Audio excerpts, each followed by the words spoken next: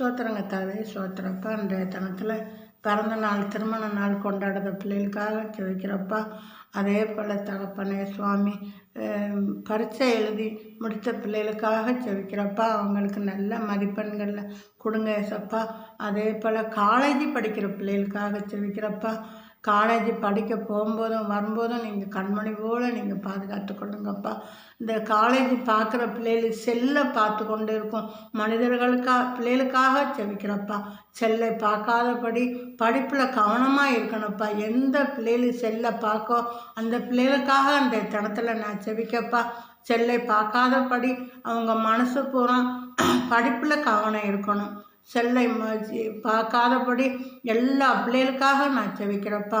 செல்லை ஏனோ தானோ என்று பார்த்து கொண்டு படிப்பில் கவனமாக இருக்கணும் என்று இந்த தினத்தில் அந்த பிள்ளைகளுக்காக நான் ஜெபிக்கிறப்பா. படிப்பில் கவனத்தை கொடுங்கப்பா.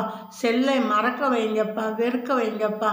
ஆண் பிள்ளைகளாக இருந்தாலும் பெண் பிள்ளைகளாக இருந்தாலும் இப்போ செல்லுக்கு தாப்பா முக்கிய இடம் கொடுக்காங்க.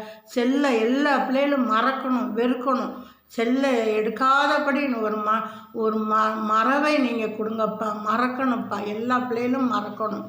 செல்லை பார்க்கும் பிள்ளைகள் அத்தனை பிள்ளைகளுக்காக நான் பாடம் எடுத்து ஜெபிக்கப்பா. அந்த செல்லை பார்க்காதபடி ஏனோ தானே என்று பார்த்துட்டு அந்த தாய் தாப்பங்கிட்ட அந்த செல்லை கொடுக்கணுப்பா. செல்லை அதிகமாக பார்க்காதபடி அத்தனை பிள்ளைகளுக்காக ஜெபிக்கிறப்பா. நான் ஜெபிக்கிறப்பா.